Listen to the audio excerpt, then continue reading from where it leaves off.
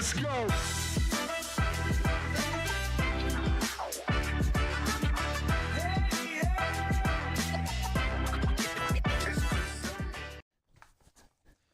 All right, what's up? We made it. It's back. Holy smokes, we're live. Episode 54. It really comes at you fast, doesn't it? Yeah, sorry guys, we're running 10 minutes behind schedule today, but we had a very important meeting. Nothing's more important than our listeners, but this meeting was up there. Yeah. Should we go into it? Yeah, sure. Yeah, so we basically had a meeting with the CEO of the Ohio Restaurant and Hospitality Association. Used to be he used to work at Wendy's for, I think he said 17 years and was their CEO for a while. So a wealth of knowledge, and one which went longer than we thought we would, but that's good. It's kind of nice bouncing ideas off of him and just sharing the journey with him and see what he thought, which they sound like they're extremely... That's what's cool about the community in Ohio with like restaurant owners and stuff, is everyone is more than happy to help out any way that they can. And we wouldn't be able to have done it and gotten this far without that. So it's just kind of cool to see. I feel like for us, we constantly, like, we not bury our heads in the sand, but kind of like we bury our heads in Smash Buddies, and it's just like me and you constantly trying to figure shit out. And then every once in a while, like, let's just talk to somebody who knows what the hell they're actually talking about.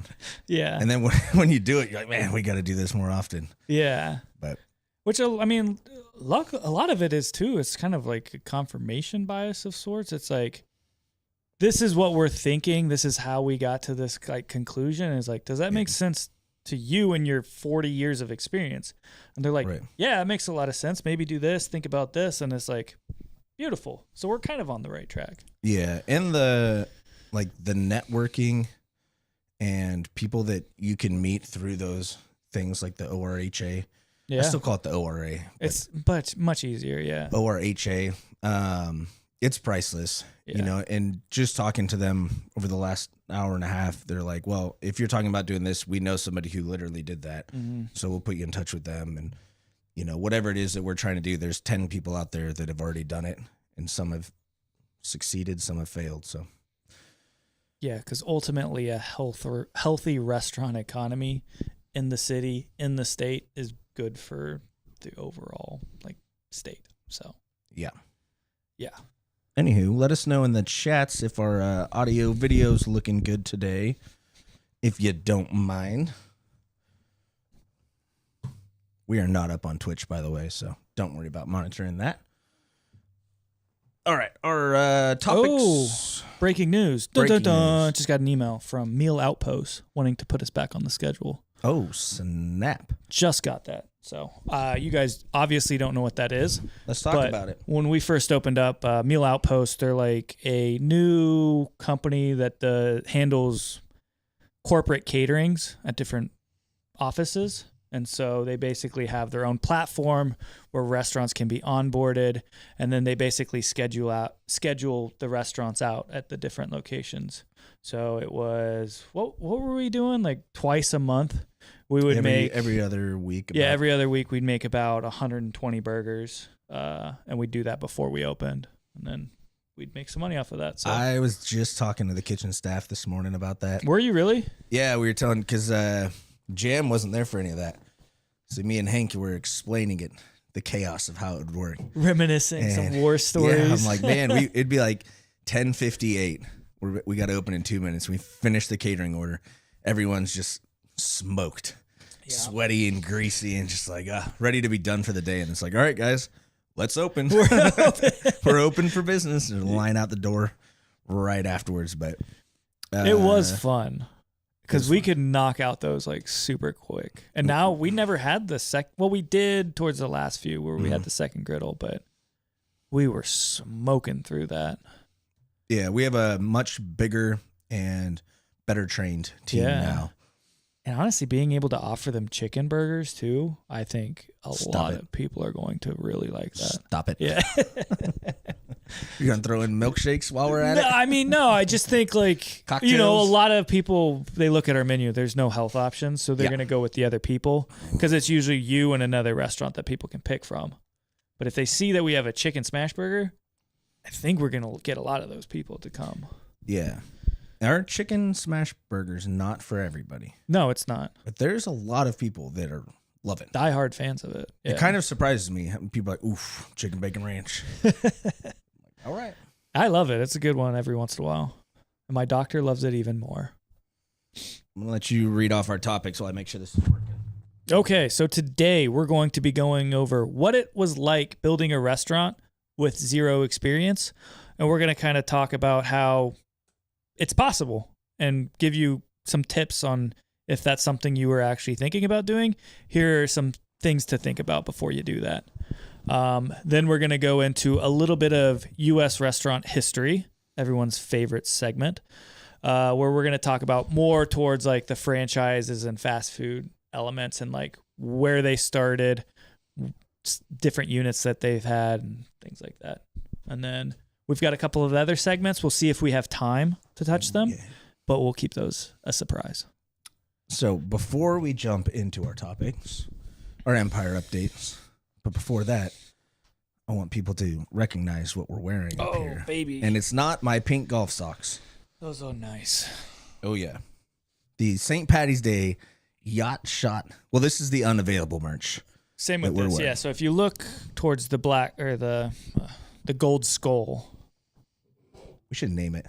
This is what will be actually available within the restaurant. Yes, St. Patty's Day green with the bearded leprechaun skull.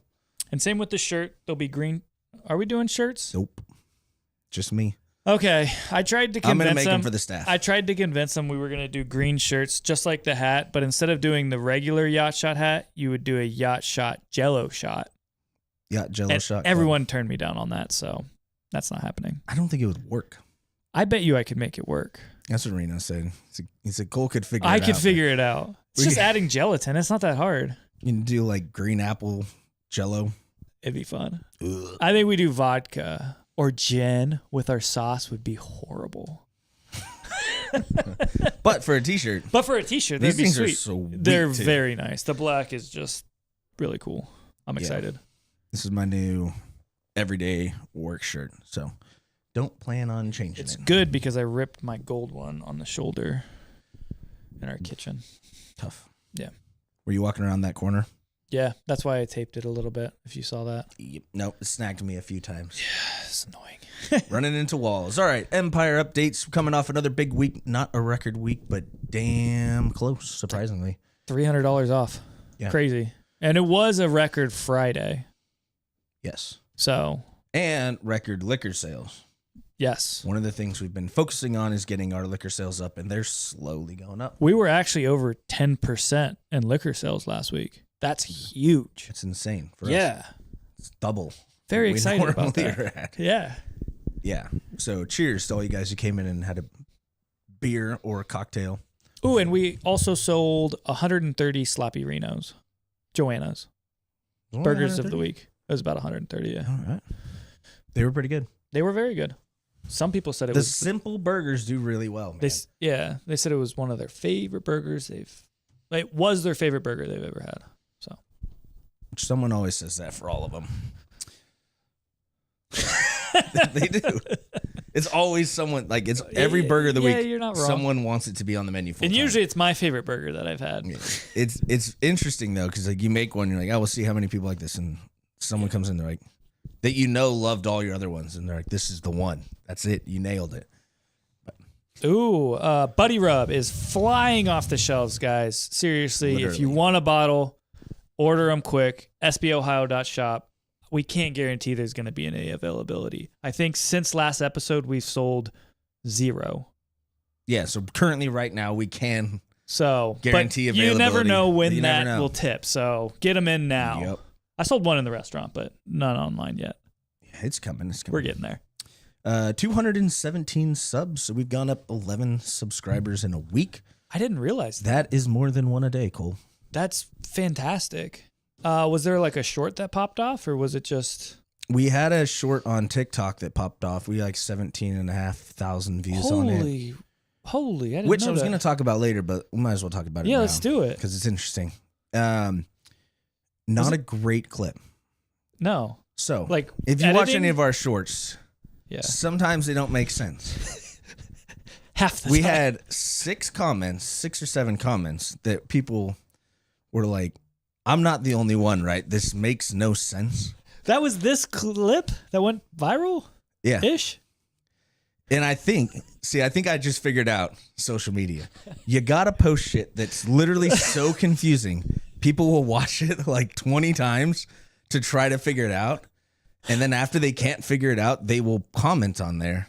I have no idea what the hell these guys are That's talking about. horrible. That does not make me feel good. And then another 100 people do the same thing. Viral. Wait, so Boom. the one that went popular was one that made no sense. I mean, it made sense to me, but I was in the conversation. I watched it. How are we only at a 217 subs? Dude, we It got makes like no 30, sense. we got like 30 followers from that video. That's crazy, So dude. Only a few people didn't make sense to. That's crazy. Yeah, we got, I think, just as many likes on the comments that were like, this doesn't make sense, as we did on the actual clip itself. What buffoons. Yeah, man. You know, sometimes you're just so bad at something that you end up being kind of good at it. I guess so. It's working. That's amazing. Yeah, we're, for the first time ever, over 300 followers on TikTok. That's awesome, man. I thought we were like, what's the word they call it, like shadow banned or something? Where Yeah, they well, won't let your account grow. Because How we would get up to like 270 and then go down to like 250. Oh, really? It was always like we'd get followers and lose them, Uh, but we can never break like I think it was like 266 was like the highest it ever been. And then we'd lose a bunch of followers and gain them back. And I don't know. Any Hoosers, yeah. that's crazy. We got to create really confusing content. I mean, I'm confused half the time we do the podcast. So Wait that's till you fair. watch this clip. Yeah. It'll throw you for a loop. I think that's it for our Empire updates. We have absolutely nobody in the chats so far this episode. So, Just us, eh? but we did start 10 minutes late, so maybe they gave up. Yeah, we're so sorry, guys. Yeah, if you were one of the hundreds of people waiting for this podcast to start, Yeah. we apologize. With that, Let's get Shall right we? into it. let's jump into it. It's been an eventful day already, I feel like. Yeah, for sure, man. I put my bucked up in a glass today. Feel Yeah, more me too. Sophisticated. I put half of your bucked up in my glass. Yep. Oh, baby. All right. Topic numero uno. I did that because of Super Bowl stuff. Yeah. Building a restaurant with zero experience. Is it possible? In short, the answer is yes, because you're looking at 2 buffoons who's doing it. And when we say zero experience, we literally mean we've never worked in a restaurant. We've never been a server. We've never done anything with hospitality. Wait, did you? You No. never did, right?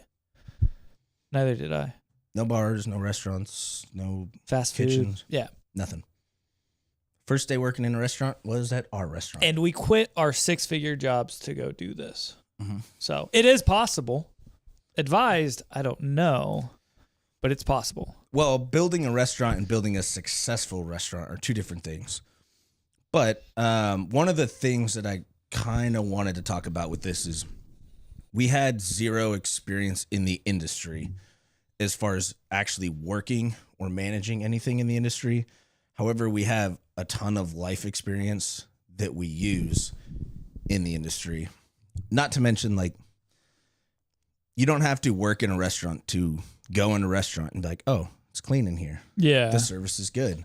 Like you don't, there's certain things in the business that you don't have to work there or work in the industry to understand like what good service looks like, what a clean establishment looks like, what consistent food looks like. you Yeah. know? So there's some things are basic common sense that, I mean, if you go to bars, this is how the whole like brand and identity of the food truck was based off what we liked from food trucks. Yeah. You know, that's kind of how we built our whole food truck model is like, what do we like?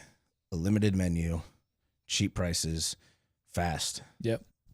And then you That's take it. basically those principles and you just backwards engineer them.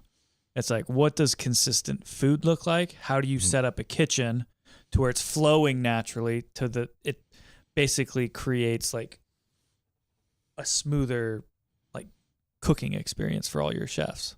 So it's like, Right. how do you set up your meat? How do you set up your expo line, so it all makes sense and it all flows without any confusion.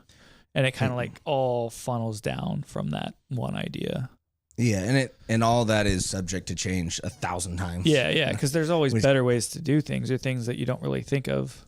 Yeah. And it's hard to change things that you've done since the beginning because you've done from the beginning. Well, and some of it, like you're not constantly in there thinking like, how can I do this better? Yeah. Especially for us, like we're removed from the kitchen a lot more now. Yeah. So we're more in like oversight where we'll go in there occasionally, but if you're not doing something every single day, you don't necessarily pick up where the flaws and the issues are. So like one of the things that come to mind was like our mayonnaise container that we just did a switch, so for months we would buy 1 gallon mayonnaise. Those are a gallon, right? Yeah. A big old gallon of mayonnaise, and we funnel it into these little squirt bottles so it would be faster and more efficient.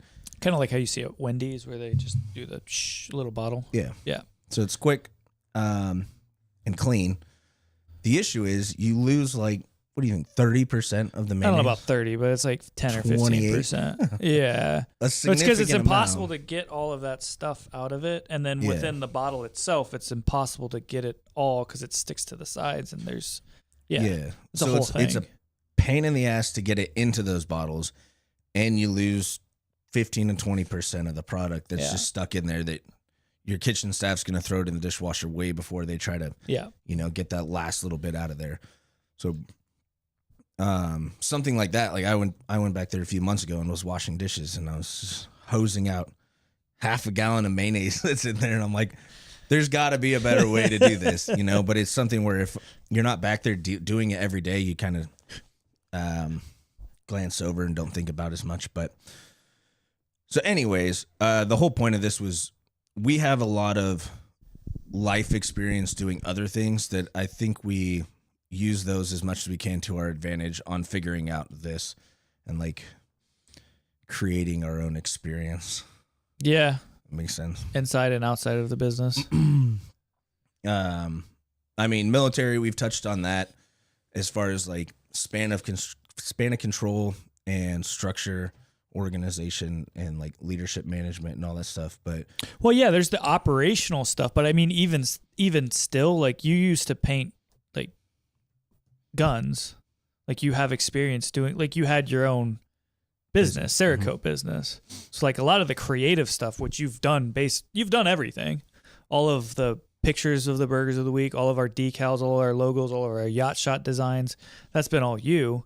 And so you've drawn from that somewhere. I don't know if that was from like you just being a kid and being kind of creative and experimenting with graphic design, but I've always been a little artsy fartsy, but not like good at it. Yeah. I've never taken any like art and courses or anything. Yeah. And then when I started doing the Cerakoting and painting guns and knives and all that kind of stuff, that's kind of when I got into like the digital creating, and it is way easier. I bet. To be like, if you can envision it, it's way easier to create it on a computer. That's like, oh, make me a perfect circle, put it here, than actually like hand draw stuff. So I'm not that good at actual art, but that's where I started learning all like the digital art, because I was making all my own camos and all that kind of stuff. And so, but I think that was a huge distinguishing factor for us starting out, is because all of our graphics and stuff looked professional. And, you could do it professionally, like if you start a business, but it's going to cost you a lot of money. It's not cheap to get someone to build you a logo, to build you out like all of these designs on Adobe Illustrator. That shit is expensive. And just the fact that you were able to do that, we saved probably like 10 grand over the span of this business. Probably more, honestly. And I will say a professional probably didn't think our stuff looked professional. No. But 90% of the people. Yeah. Like if I would have done it, it would have looked not even close. You could tell. So it's like, it's still, I think it looks professional, but. No, it's come a long ways. It might be simple, but it's still very crisp. But having that kind of in our back pocket, like for these yacht shot, being able to turn out custom designs, it has nothing to do with making cheeseburgers. No, but it has everything to do with building a brand and running a business. Building a brand and like building loyalty and the amount of people. If you guys don't have a yacht shot club hat yet, you're missing out. But the amount of people that are in there and they're like, what's the next one? And I show them, they're like, ah, shit, I'm coming back. And we're stacking them up. I still think we need to start just putting them here. Eventually, yeah. Just have a wall of hats behind us. Still nobody in the chats. I'm hoping that we're actually live and this is working. But I guess all of that to say and kind of lead us back into building a restaurant with zero's experience is you have to be comfortable doing everything, especially if you don't have a wealth of capital to draw from, which we didn't. Mm-hmm. We had whatever our savings was, and we had no shit, this is as much as I can spend. Yeah. And then everything else is on you. All of the accounting, all of the some of the documents that you have to write up for articles of incorporation for your business and starting the LLC and all of that accounting, you have to do yourself. You have to be comfortable with learning things, but not just learning things, messing everything up and then doing it again. If you're very uncomfortable with failing and doing things the wrong way, it's going to be really hard for you to start something from scratch because you're going to fuck everything up a lot of times until you kind of narrow it in every single time. So I think if there's one big trait for starting something, is just you have to be okay with looking stupid. Yeah. And feeling stupid. We have done such a good job at that we're now comfortable looking stupid. It's like our zone. Yeah, it's kind of our brand. It's our brand. Two buffoons. Yeah. Shout out to whoever that guy was that called you that. But, yeah. No, and I think one of the things that we focused on is from the beginning, we have focused on doing what we're good at. Yeah. And then while we're focusing on that, learn everything else. Yeah. Until we're good at that. But it's you can only control what you can control. Yeah. And so we knew what we wanted the outcome of our food truck to look like as far as customer service and quality of food. And so there's certain things that we're figuring out in the background, but at the end of the day, every customer interaction, it's we can control. I don't know how I got a timer set on that, but we can control the outcome of the customer experience and their food. Yep. And we know exactly, we're comfortable in that. We know exactly what we want the food to look like, and we know exactly how we want their interaction to be. So it's controlling those things while you're learning everything else, and then slowly adding them to your tools. But the problem is, then you wake up. You're in a 4,200 square foot place with 17 employees and still trying to learn how the hell to run the business. But yeah, man, I still remember our first event when our old office building all came out to the food truck to try it out. There's 15 of them. And I was taking their orders and they're like, yeah, I just put it all on one tab. I'll pay for it all. And I didn't know the POS system on how to combine checks. So I knew how to send things, but I didn't know how to when they were sent to combine them all. So I had to run their card 10 or 15 different times. And I was just I feel so freaking stupid. I literally quit the job that you're doing to do this. And I have no idea what I'm doing. It was embarrassing. They were the only ones in line. And they were the only ones in line. And it was just we've come an incredibly long way from that point to here. Yeah.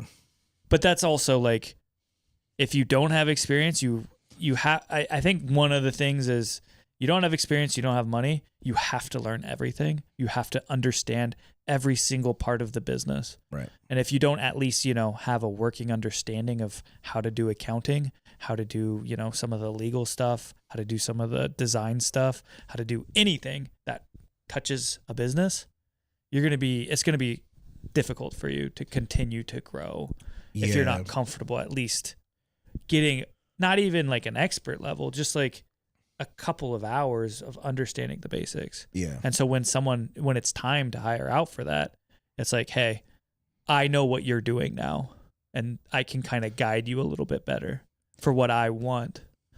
And that just takes time. I think too, we are lucky to have a partnership where we're both completely different people, and we're both, even though we came from the same background and met doing the same thing, but even the way we ran our squad years ago, 10 years ago now, But over 10 years ago. I got out 10 years ago. I know I was getting the grays in the beard. And everything. But even like the way we worked together back then, it was the same as we work together now, where it's like, you're the expert in these things, so you handle it. I'm the expert in these things. I'll handle it. Yeah. You know, and then we come together because if you're the only one and you don't have people around you saying you're being an idiot. Yeah. And there's still things that I own on this side of the business that I'm like, these are my things, where you're like, this is stupid. Stop focusing so much time on this. Or we're not spending money on that, you know, and it takes a level of trust and maturity to be able to like listen. Yeah. Feel like this guy's not just a dickhead. We have the same, like, we're not going to agree on everything, but like we have the same goal in mind is to like build this thing, you know? And so you kind of have to look at it with a big picture like that. But there's a lot of people out there, I feel like, that don't have a great partnership dynamic either from the beginning or they're so low. And I could not, I never would have attempted to do any of this by myself. I don't think either of us would have been. We would have failed a long time ago, honestly. If we, I wouldn't have even tried. I wouldn't have tried it either. I couldn't have failed. There's no way. Yeah, there's no way I would have tried. Which I think that's like the blessing of a partnership. And like, if you're gonna start with zero experience, man, I could only imagine trying to do that, tackle that by yourself. Mm-hmm. So yeah, find a good partnership, I guess, is kind of the, or just study up, work in a restaurant, do things in your spare time to kind of like have an understanding. Yeah. Yeah. I mean, and you don't have to be an expert. We're not even close to experts in anything we're doing. But we have a solid base idea of how things operate. Yeah. You know, in all aspects of the business. Like, and if there's new things that we're constantly finding new things that we're trying to tackle. And so we're spending our time researching and learning. You know, as the business grows and develops, there's more and more that gets piled on. If you're planning on taking the next steps, you know, how does that look? How does that work with staffing and, you know, everything else? But we're doing it, so literally anyone can. I think so, yeah. We'll see. Yeah. You can at least do it for 2.5 years. We'll see what happens from here. But yeah. We'll see if we're closer to trailers or yachts in the next 10 years. Yeah. So far, it's been a good year, though. Man, it's been crazy good year. I'm extremely happy with where we're at right now. Yeah. We did have an interesting part of our conversation before this about liquor sales dropping. And who do they blame? Ozempic. Yeah, I was actually kind of shocked. I mean, it makes a little bit of sense, though. Hot take, if you will. It does. I mean, we didn't touch on it last time when we talked about the liquor sales, but it makes a lot of sense. I don't know. I have not done any research, so I'm just going to make shit up. But I don't know what percentage of people are on Ozempic, but I would venture to guess it's a decent percentage of the population at this point. Yeah. I would say 10 to 20% if I had to ballpark it. We can look after this, see what it is. But like, anecdotally, from what I've talked to a lot of people who have done Ozempic, they're like, yeah, I don't crave things anymore. Yeah. I like I don't have to do nicotine anymore because it doesn't like sound that good to me. Whereas before I would crave it, I would think about it, but it kind of like cuts your cravings down. So you don't crave, you know, getting a nicotine high, getting drunk, or eating sweets. And so like a lot of people's vices are getting cut, and tangentially liquor sales. Which I don't know if, did they know that when they were pushing the product, or is that just like a happy side effect? I think it's just a good side effect. Yeah. A feature, not a bug. I think, I mean, we still, like they say it all the time, we still don't exactly know how the stomach and like the microbiota in your stomach work. So it's like when you mess around with some of those like enzymes and hormones in there, shit changes. It affects your brain in different ways. So just interesting. Yeah. I would be curious to what the numbers are and how many people are using Ozempic. Producer, Jamie, look that up. I can look it up real quick. Yeah, someday we're going to have a Jamie. Siri, how many people are on Ozempic? Like what percentage? Okay, I found this on the web for how many people are on Ozempic. What percentage? 1 in 8, so about 12% is what Siri said. I didn't do any further deep dives on that, but let's go with 12%. That's still a significant percentage. Who do you think would have to go on Ozempic first, me or you?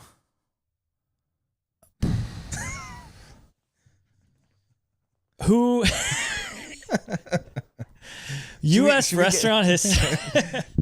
Should we get our staff to take bets? Well, let's see what our listeners think. Who do you think would go on Ozempic first? Based on 54 episodes of Looking at Us Yap. The problem is neither of us have the money to do Ozempic, so it's kind of a moot point. Yeah. I would go on Ozempic too if I had like just a ton of disposable cash. I was like, I would just experiment with it, see what it's like. People are microdosing it. Yeah, too. I would totally do that because it seems, at least like the generation they're on, seems relatively safe. And so just mess around with it a little bit could be interesting. So I would definitely go on it. And I think you would do something similar. So yeah, let's start a new segment of our live show. Our Ozempic journey? Yeah. Or who's fatter? It'd be a little column A, little column yeah. B. Jared and Cole's Ozempic journey. A strict diet of smash burgers. There's the trailers to yachts and where we're at on it, and it's the journey to 300 and see who's closer to 300 pounds. All right, we got a chat. What is it? It's an emoji. What is it? It's the zipper mouth emoji from Molly LaRue. Oh, I think she's saying she doesn't want to answer the question. Oh, answer it, coward. Called out. Damn. All right. Let's start our next topic here. U.S. restaurant history. This is mostly based around fast food. But I wanted to talk about this. The last few episodes, we kind of been talking about random fast food stuff. And we were like, we wish we knew the actual numbers. So here's some actual numbers for you. But I saw an article that said Pizza Hut, which first opened in 1985, is closing 250 locations nationwide this year. I think the beginning of this year. Okay, so I read this headline. It was like 250 location has to be like a huge percentage of like their 75%. Yeah, I was like, they're probably going to fail. Like that's got to be at least over like 20 to 30% of their total locations. Wrong. So wrong. I cannot believe how many locations they actually have.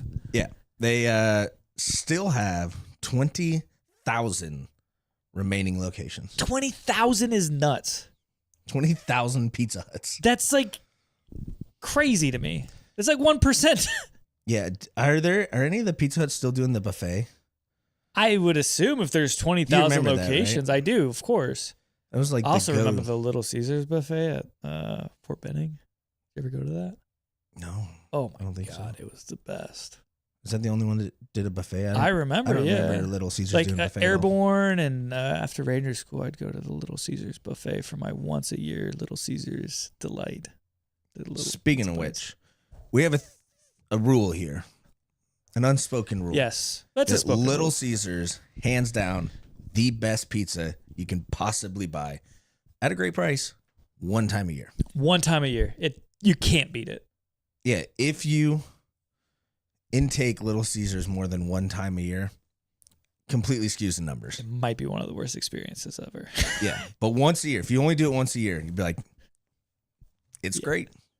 It does. I mean, that math checks out every time. Yeah, you wait a year and then you have it again. You're like, oh, damn. Dude, I had one. $5 hot My and ready. once a year this year was I had their pretzel crust, and then they had the Philly bites. The best pizza I've had this year, hands down. Extra most bestest pretzel. Yeah, but what's crazy is if you have it twice a year, you're like, this is the worst pizza. High highs and low lows for Little Caesars. But I think it's been a hot minute since I've had Little Caesars. Yeah. I'd have to get back on that. Maybe we'll treat the kitchen. Once a year. Once a year, Little Caesars $5 pizza hot party. and ready party. No offense, Brent, if you're on here listening. Brent, Pizza Nerds. He's always sending me naughty things. He's working on a apple pie pizza. Okay. I don't know what all is on it, but it looks like an apple crisp, basically. Ooh. So no cheese. Is it Domino's who does like their cinnamon with apple too? Something like Maybe, I that. don't know.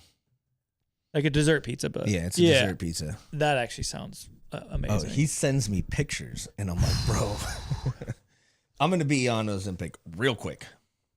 Luckily, I live over an hour away from Pizza Nerds. Yeah, unluckily, honestly. Yeah, I'm planning on Monday swinging through there. Smart. Because I'll be in the area. When it snows. Yeah, we'll be over there. Should we talk about that later? Yeah, probably. Okay. Let's finish this topic, though. We're all over the place today. All right, so the U.S. restaurant history, the first major fast food chains in the U.S., these are the top 10. And I fact-checked this a few different places, and some of these are... they bounce around a little bit. I don't think anybody knows history these days. A little bit of debate. Yeah, a little bit of debate, but this is what I found out on the internet. So, number 1, White Castle started in 1921, widely considered the first true fast food burger chain. I had no idea. That blows me away. 1920s, the Roaring 20s. White Castle. White Castle. How? What are they steaming their... that doesn't even make sense. Do we even have refrigeration in the 1920s? That was stupid. We probably did, but you got to be... I mean, like, honestly, that's insane. That's over 100 years ago. And I have nothing against White Castle. I haven't been since... I went one time in my life when we were at Fort Benning. I went, but... Oh, we have one just down the road. Don't go there. It's an unpleasant experience. Everybody always says White Castle is great when you're drunk. Maybe it's the same once a year kind of thing. Once a decade. Be. But it's like, I think they're just known for being really good when you're fucked up. Which everything is, and it's cheap, so that's a bonus too. Yeah, I don't know. Anyways, I haven't had it since. I had it the one time in Fort Benning, and not my thing. But anyways, it's okay. I was blown away. 1921 is when White Castle started. Followed by, this is where some debate comes in, A&W. They started in 1919, a few years earlier, but they started as a root beer stand. So somewhere between 1919 and 1925 is when they began franchising. So somewhere in there, they started doing burgers, and then they began franchising A&W's. So root beer stand, I would assume it was not carbonated root beer at that point. No idea.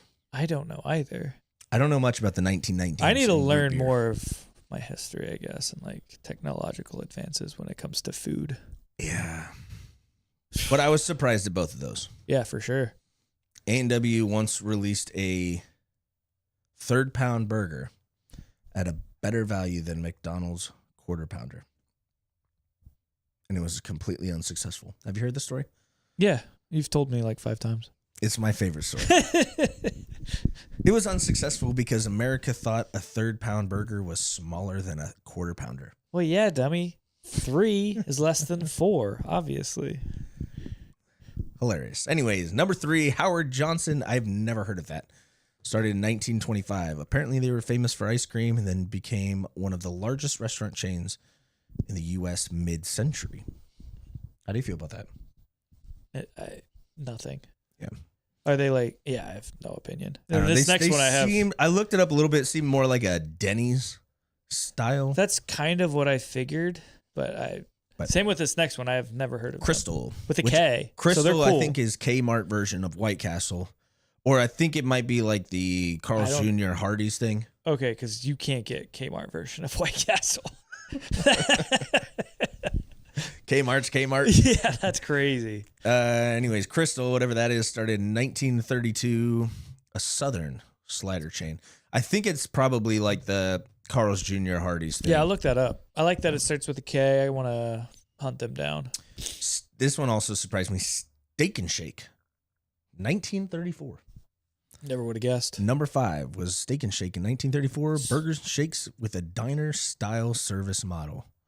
Quick update on the Steak and Shake in Mill Run. Oh, yeah? You know what they're putting there? Dunkin'. That one? Yeah. I thought they were putting Dunkin' at KFC. Nope. It's already like they already built it all out. The drive-thru's up. The logo's up. Half of the building, too, is for lease. So they're only taking half of that building, and then the other half's available. If we want to do a Dunkin' Smash Seems Buddies like it's collab. going to be a Long John Silver's or something. something. I don't know. I'm pretty sure Long John Silver's only does those It does seem that way. split businesses. I've seen one standalone, but Yeah. I think it was in Omaha. Anywho, number 6 is Dairy Queen in 1940. Started as soft serve, obviously, and then expanded to burgers and fast food. McDonald's came in at number 7, also starting 1940, and they revolutionized fast food assembly lines. Well, that was way later, though, I think, when Ray Kroc took it over. I think that's just when they started, right? 1940, I believe, is when they started. Yeah, I don't think Ray Kroc took it over for probably a few years after that. It was, I mean, they were already like a drive-through, I think, at that point. Yeah. In-N-Out, number 8, 1948. They were among the first drive-through burger stands, which is a stupid thing for them to put in here. They're among the first few drive-through burger stands. Why is that stupid? I don't know what does that mean. It's like them and 10 other people also had drive-throughs. Cool stat, bro. Yeah. It's You know the funny thing about meaningless to In-N-Out, me. the owner literally lived across the street, and he had like a telescope that he would look at the restaurant, and if someone was like doing something wrong, he would literally run out of his house and go to the restaurant and In his yell at robe? them. Yeah, pretty much. Dude sounds pretty nuts, but smart, very smart. Rest in peace. He passed away. Yep. Now they're going nationwide. I can't believe how many locations they have now. That actually blew me away, but we'll get to that. We will get to that. Number 9 is Jack in the Box. I don't know. I don't believe they have any out here. I think they're more of a West Coast thing, but they started in 1951. They are the pioneers of the two-way intercom drive-through. They are also pioneers of the either really good or probably the worst food you could ever eat. Mm. There's no in between with Jack in the Box. It's absolutely insane. The variation of quality. That's valid. Yeah. But man, when it hits, it hits. Yeah, their Hungry Box or whatever they had back in the day. Oh my God. I also think they were. I love Jack in the Box. I might be way off on this. Besides Taco Bell, Taco Bell's always been like a late night spot, but Jack in the Box, this would have been early 2000s. From what I remember, was like one of the first ones that did the really late night I believe it. food, that they were open until like 3-4 in the morning. Stoner food, And for yeah, sure. like Them and everywhere Taco else Bell. was closed, but Taco Bell did the whole fourth meal thing. I don't know if Jack in the Box did it before or after them, but they were one of the ones I always remember being open super late. Yeah, I wonder who copied who on that. I would assume. I don't know. Number 10 is Burger King. 1954 became McDonald's national competitor. No thought on that. Burger King is another one of those brands where it's just like either really good or horrible. They mastered the smell, though. They have mastered the smell and the signature taste. Yeah. Which, building out a Whopper is one of my go-to burgers now in the restaurant. Really? Mm-hmm. Huh. All American, no mustard, add ketchup, no pickles. I'm pretty sure that's what's on a Whopper. I think that's the mayo. burger that got us the 2-star review yesterday, but that's another talk. Someone ordered a Whopper? But basically a Whopper. They didn't have red onions on it, though. And they had mustard. So it was mayo, ketchup, mustard, no pickles, no red onion. 2 stars, huh? They said it was bland. And that our service was terrible. Do you want to dive into that? Because it eats away at me a little bit. Kind of, yeah.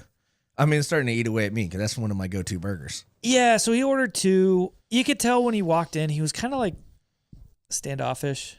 I've developed a sixth sense with people where it's like, it almost looked like he walked into our restaurant looking for an excuse to hate us. Mm.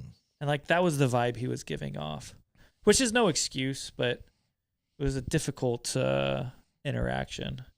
And our bartender ended up taking his order. And even then, it's like he tapped in his, because there's the pop-up for like if you want to leave a tip or not. Well, I guess he accidentally pressed something that he didn't mean to, so we changed it. And he didn't leave. He left no tip, which is fine. It happens. But said our service was terrible and our burgers were bland. And it happens. It does happen. Reviews matter. They do. You can't.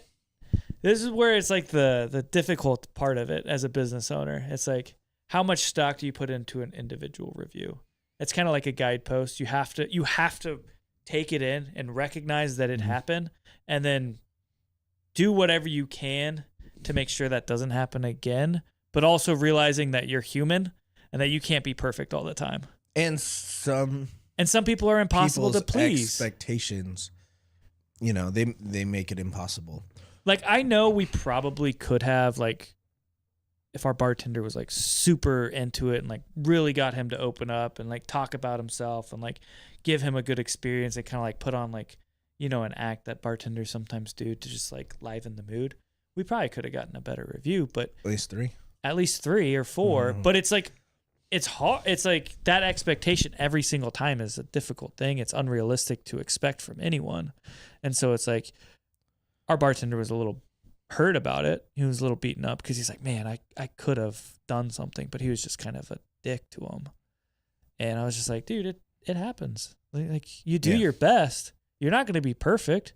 Maybe next time you identify it and you can win them over, but do your best. You can only do what you can do. And we read every single one of the reviews we get on Google, not Yelp.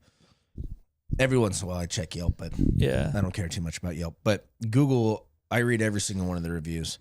And there's, like you said, sometimes people are just out to leave a bad review. And sometimes they're not. Yeah. It's like sometimes people come in and they're the only person there and there's nothing special about the service they get. Exactly what happened, yeah. And they're like, this is the best service I've ever had in my life. And you're like, I didn't even ask that guy if he wanted water. Yeah. But sometimes it's the opposite. Or the vibes are off, the music's weird, and you're the only person sitting there, so you don't like it. Exactly. Anywho, moving on. You can cut all that out. Nope. It's there to stay. It's live, baby. Top franchises with the most locations. So I was looking into all those past numbers, and I was like, kind of curious. When I saw Pizza Hut still had 20,000 locations, I was like, well, who has the most? So these are food related, not necessarily restaurants, but coming in, we'll go backwards on this. Number 5 was KFC at 30,000 locations. Kentucky Fried Chicken. Is that up to date? No idea, but I would say yes. That's insane. Yeah, because we're just... Are they big overseas or something? Because according to our comments, after we were throwing a little shade at them... KFC? Yeah. So some of our YouTube comments said it's regional. Depends on where you're at. Because they agreed. They're also from Pacific Northwest. They said it's horrible out there. Okay. You go down to the south, best place ever. So we got to travel some more, hit some more KFCs. That checks. We'll get some real data behind that. But coming in at number 4, Starbucks, 38. I don't know why this is different. Those numbers ain't right. Starbucks, 38,000 at number 4, but at number 3 is Subway at 36,000. I didn't put the slide together. Who put this slide together? All right, so Starbucks and Subway have about the same, which is actually crazy that Starbucks has almost 40,000 locations, almost as many as McDonald's, which I think that's their entire business model, is to put a Starbucks on every single corner, even if they're cannibalizing their own Starbucks, to make sure there's literally no competition. Yes. They're the most predatory franchise, out there. I think we've talked about this, but their business model is to literally snuff out any local coffee shops by putting 5 Starbucks within a mile radius. Global domination. It's insane. It's crazy. And they don't care if they lose money because they know they're going to wipe them out, take out those other Starbucks, and then there'll just be one there that makes a ton of money. Are they franchised? Or are they all company owned? I have no idea. I don't believe that they're franchised. Yeah, that wouldn't surprise me. I think it's like... At least, company. I don't know nowadays, but I'm sure at one point when they were opening as many as they were, it was just like, yeah, we'll take a few losses on these buildings and who cares? Overall, the strategy in the 10 years, we're going to make a ton of money. It's wild, though. I hate Starbucks, though. But, hey, they played their cards They're right. smart. They're good capitalists, whatever. Number 2 is McDonald's, coming in at 42,000 franchises, locations. And number 1, surprised me, 7-Eleven. More than twice as many 7-Elevens as McDonald's. I believe it, man. 85,000 locations globally. Just my time in Korea, there was 5 times as many 7-Elevens as there were McDonald's. They're literally everywhere. Everyone likes 7-Eleven though. And there's nothing like it. You ever have the Asian 7-Elevens are like a thing of beauty. They're so amazing. Like after a night drinking, people don't go to Jack in the Box or Taco Bell. They go to 7-Eleven because they have their range of food options over there is like so much better. Sushi, kimbap, all kinds of different stuff. 7-Eleven sushi? Yeah, dude, it's fantastic. I'm telling you, some 7-Eleven drunk food is one of the best culinary experiences of your life. You ever have the burger dogs? I haven't. They had like on the like literal burger dog. Oh yeah. It was like a cheeseburger shaped like a hot dog. Yeah. It had the cheese inside of it. They'd have it on the rollers. Those are good. That was real good army drunk food. Yeah, 7-Eleven knows what they're doing, man. Yeah. I mean, clearly. They're crushing everybody else. So I looked up top non-franchised businesses. Chipotle's got 3,300 locations. That's surprising to me. I would think that number would be way bigger. Yeah. I mean, look at the other ones. I can think of like 10 times Cheesecake Factory 200. So if you want global domination, you have to franchise. Yeah. Essentially.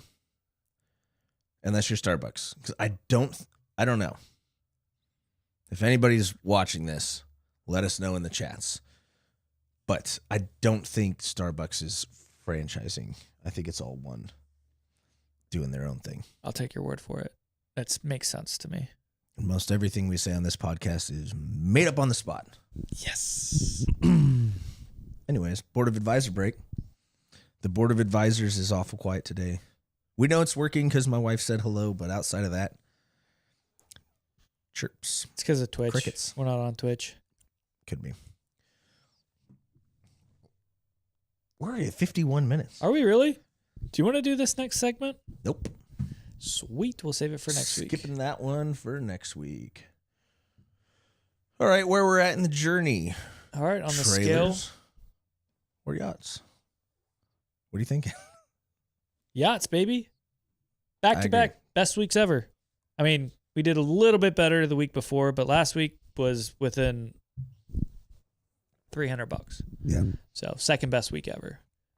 Best day ever too, included. So we're definitely heading in the right direction. We're still over 70% up year to date that we were last year.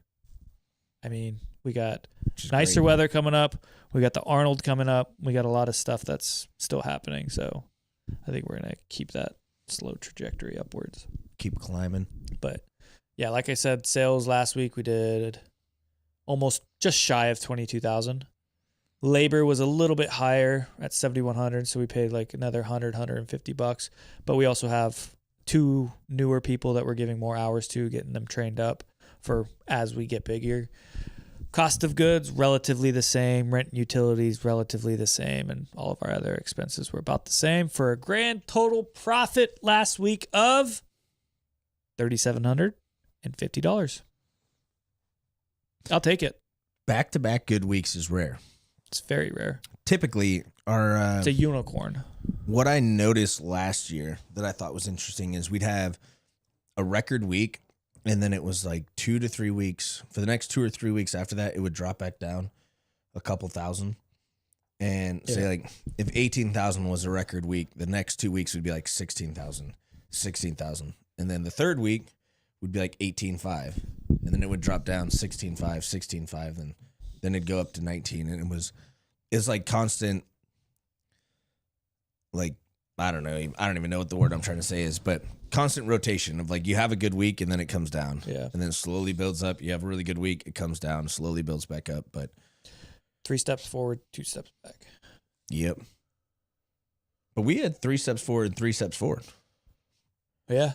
And looking at our projections for this week with yesterday and how we're doing today, I think we're on target for another record week, which a day and a half isn't good data, but not at all. We'll see. After Blue Jackets play tomorrow night, so I think we're going to have a packed bar for that. Easy. Easy. We are out of Blue Jackets yacht shot hats. We still have USA hockey, though. We do have USA hockey, a couple camos, and St. Patty's ones are coming soon. All right. I feel weird talking about this because our meeting was with a 18-year CEO of Wendy's. Well, he's But not with Wendy's now, so he's this is not kind of with like Wendy's current trajectory. So that's what I keep telling myself. I think that's why all of this is happening. Yeah. So we started a Bite segment us in called the butt, but- TikTok Comments of the Week, and it's supposed to be people talking shit to us. But this week, TikTok went off on Wendy's, which I found very interesting. It's nice to not be in the crosshairs. Yeah. We just People got to are- find common enemies with our audience. Which was, yeah, we were not taking a jab at Wendy's. We were saying in the short video that was posted, we were saying Wendy's is outperforming KFC. Oh, All of the comments were like, you guys Fuck are Wendy's. idiots. Wendy's sucks. Yeah. So this isn't our angle here. This is not what we said. This is what the people of TikTok have said. So starting off, TikTok Comments of the Week with The Jeep Davis said, Wendy's in Ohio has gone to poop, and it started in Columbus. He actually say poop, or did you He said censor poop. that? Hey, hell yeah, I like that. He said it's gone to poop, and it started in Columbus. So I don't know if he meant that Wendy's going to poop started in Columbus, or if Wendy's as a whole started in Columbus. That's it's up to Jeep Davis. Yeah. We'll never know. Tomato. All right, so Alex says Wendy's used to be good, but my final straw was them getting rid of sweet and sour. I assume that's their sauce. I have no idea what he's talking about. This one, I think Alex is a she, but this one cracked me up. She's like, I have fucking had it with this place. Goddamn, get rid of my sweet and sour sauce. We're done. That's where the line was for Alex. Interesting. I don't think I ever had their sweet and sour. I don't really like sweet and sour, to be honest. So sorry, Alex. Yeah. Colin said, COVID killed Wendy's. Their prices skyrocketed and quality plummeted. COVID killed a lot of things, I guess, but COVID probably led to shrinkflation. Shrinkflation led to quality changes, and yeah, that makes sense. Is what it is. Clickless. I like that. Wendy's is doing terrible. Loved it a few years ago, but it's gone way downhill. Could be also just trying to keep affordable. They're sacrificing quality, which you can't do. Wendy's. Keldar. Wendy's is closing most of their locations. I don't think that's accurate. I actually have no idea the validity of that, but thank you for Keldar. It's an interesting comment. There's no way Wendy's is closing. I don't know of most any their Wendy's that's locations. closed, so maybe. Yeah, I think it's probably like a Pizza Hut thing where they're closing 250 locations of Reconsolidating. 20,000. I know they had bad PR a few, like last year or whatever, when they said they were going to do surge pricing.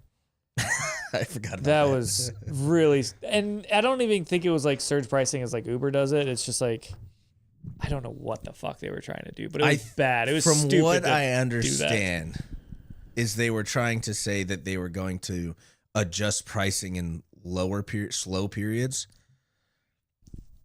that. Sure, And- yeah. But the way again, they said it sounded like we're going to raise prices in the busy periods. yeah. But I think like they were talking about because I was reading it up on it afterwards, and I think they were basically saying they were going to use like a happy hour model of in the 2 to 5 period. Yeah. Prices are going to drop down to drive more sales during those times, and then they weren't going up during busy hours. At least that's what they came out and said afterwards. So it's kind of like what we're doing now with the Pounder Hour.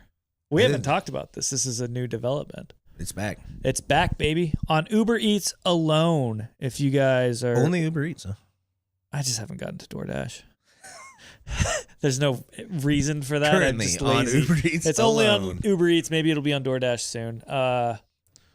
We started, I think this was something we did our first year in 2024. To pick up during like our slow period from 2 to 4, we did a buy one, get one free deal on our Buddy Pounder, which sounds like it sounds McDonald's, do the math. But basically we called it the Pounder Hour, buy one, get one. I mean, it If worked. you're hungry. Yeah, it worked great. It worked. I will say we don't make money. No, we make zero. I think we make $0, but Yeah. it keeps people busy and it's kind of nice. And it's fun to see how many Buddy Pounders we can send out in a day. I think we literally make like $1.50 on 2 burgers. It's pretty Not very good. That's not very good. But hey, you know, Yeah, it is what it is. give the people what they want. Keeps people busy. It's kind of makes the time go by faster. Yeah. And it's fun to say the pounder hour. It is fun to say. Yeah. People like it too. Yeah. I mean, I don't know how it's been since we started it back up, but when we were doing it 6 months ago, it was like every day. Yeah. From 2 to 4. It was like 20 buddy pounders. Yeah. And we get a lot of new customers through it too. So it's like, if you have any kind of like lifetime customer track, like if you convert some of those to like normal customers, then hey, it's worth it. Yeah. Exactly. But all right, I think we're wrapping this thing up. We're right at about an hour. So if there was anybody out there, thank you for tuning in. Make sure to like, share, and subscribe. Tell all your friends, family, enemies. Tell them all. Yeah. Keep commenting on TikTok. We love that segment. Always like to bring it back. Yep. And then we'll try to make sure we put out a lot of confusing clips this week too. Yeah. Seems to work. That's the viral trick. That's the viral trend, is confuse the shit out of people and then let them keep watching. If it works, it works. Don't hate on it. But. Yep. And with that. All right. We're out of here. Smash you later.